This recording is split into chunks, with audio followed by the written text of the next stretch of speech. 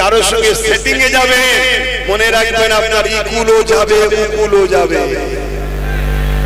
হয়তো ধরতে একটু দেরি হবে, কিন্তু মনে রাখবেন টাকাও যাবে আর সেটিংটাও যাবে। গাদ্দারি চলবে না, চিটিংবাজি চলবে না, জুলুম চলবে না। মনে রাখবেন এই দলের মাথাতে, বুঝতে পারছেন তো, জাতা লোক বসে নেই। আমি হুজুর হতে পারি, কিন্তু কন্ট্রোলও করি আমি, এটা মাথায় রাখবেন, খেয়ালও রাখবেন। কথা বুঝে আসছে তো? তাই যদি কেউ মাফি চায়, মাফি চাওয়ার সিস্টেমে আসুন, মাফ চান, ভুল হয়ে গেছে ক্ষমা চান। মানুষের কাছে অন্যায় করেছেন, ক্ষমা চাওয়া দরকার আছে না? না, ক্ষমা চাইলে তো আপনার দুনিয়াও ভালো, আখিরাতও ভালো হয়ে যাবে। কিন্তু মনে রাখবেন, তা না করে আপনি গুজুর গুজুর কারোর সঙ্গে সেটিং এ যাবে, মনে রাখবেন আপনার ইকুলও যাবে, উকুলও যাবে। হয়তো ধরতে একটু দেরি হবে, কিন্তু মনে রাখবেন টাকাও যাবে আর সেটিংটাও যাবে। কেন? মনে রাখবেন এই দলের মাথাতে, বুঝতে পারছেন তো, জাতা লোক বসে নেই। আমি হুজুর হতে পারি, কিন্তু কন্ট্রোলও করি আমি, এটা মাথায় রাখবেন, খেয়ালও রাখবেন। কথা বুঝে আসছে তো নাকি? গাদ্দারি চলবে না, চিটিংবাজি চলবে না, জুলুম চলবে না। তো যাই হোক, আমি এই কথাটা বোঝাতে এজন্য চাইছি, আমার ইমামে হোসেন পাক কারবালায় দাঁড়ালেন, দাঁড়িয়ে মানুষকে লক্ষ্য করে বললেন, তোমাদের মধ্যে কি কেউ আছো পরিবর্তন হবে? তাহলে ফিরে আসো। লড়াই হওয়ার আগে ইমামে হোসেন পাক বলছেন, কেউ কি আছো পরিবর্তন হবা? তাহলে ফিরে আসো। ইমামে হোসেন পাকের কথা শুনে মাত্র একজন এসেছিল, নাম তার হুর বিন এজিদ। নাম কি বলুন? হুর বিন এজিদ। সে ফিরে এসেছিল ইমাম পাকের দিকে, ইমাম পাক তাকে ক্ষমা করে দিলেন। জোরে বলুন সুবহানাল্লাহ। ওদিকে এজিদ বাহিনী 25,000 লোক, কত লোক? আর ইমাম পাকে পুরুষ মাত্র 52 জন, মোট 72 পুরুষ, তার মধ্যে কতজন? 52 জন। আহারে, 25,000-এর মোকাবেলায় 52 ছিল। সেদিন বিজয় আমাদেরই হয়েছে রে বাবা।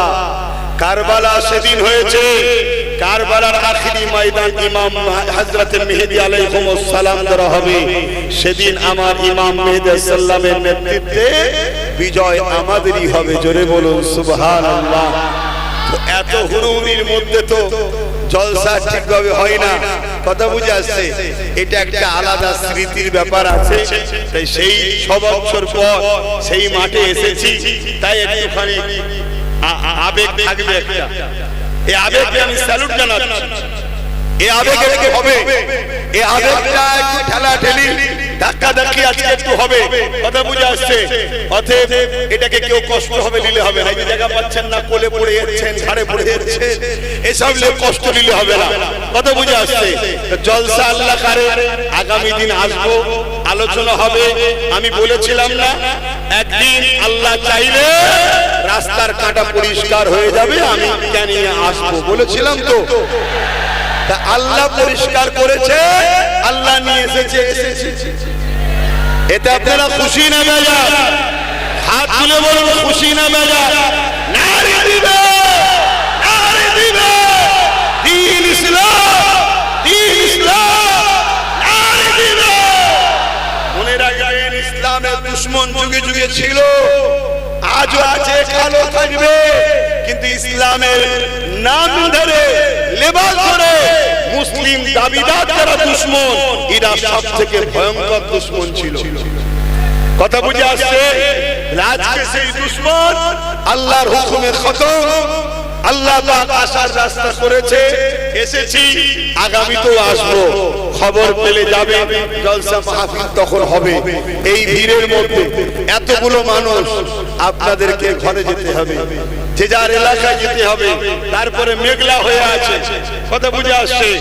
সময়ও করে চলে যাচ্ছে। তাই আসুন, আমি সংক্ষেপ করব, কেন এইভাবে আলোচনা করা যায় না। চারিদিকে সব খেলা ঠেলি হচ্ছে, জায়গা পাচ্ছে না, কথাবার্তা বলছে। তাই সংক্ষেপ সময় গুটি কত কথা বলে গেলাম। মনে রাখবেন, আমার মুজাদ্দিদুজ্জামান দাদা হুজুর রহমাতুল্লাহ আলাইহি তিনার সময়ে তো জুলুম হয়েছে না হয়নি? পাঁচ হুজুরের সময়ে তো জুলুম হয়েছে না হয়নি? মনে রাখবেন, লড়াই দুটো, একটা শয়তানের দল, একটা রহমানের দল, দুটো দিক রয়েছে। সেদিনও ছিল, আজও আছে। আপনারা রহমানের দলে না শয়তানের দলে? হাত তুলে বলুন তারা রহমানের দলে। আল্লাহ কবুল করে বলো আমিন। আসেন সালাম করিয়ে নবী সালাম।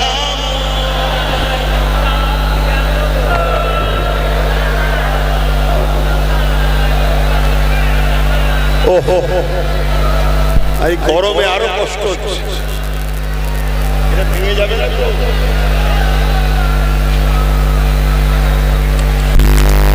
ভাইরা, সালাম করবো, দোয়া করবো, দোয়া নিতে নিতে আস্তে আস্তে যাবে। এই ভিড়ের মধ্যে এতগুলো মানুষ যেতে গেলে সময় লাগে। প্রশাসন বন্ধুদের সহযোগিতা করবেন, হুড়োহুড়ি করবেন না। আসেন সালাম করিয়ে নবী সালাম।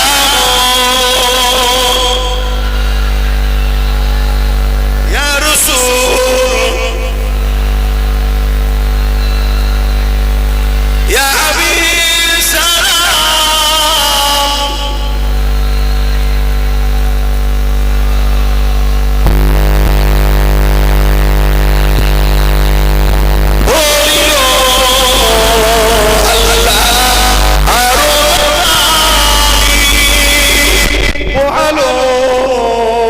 দুঃখে এ রজনী হইল জগৎ অনুরাগী, আমিনার নয়নের মনি। ইয়া নবী সালাম, ইয়া রাসূল ইয়া হাবিব সালাম।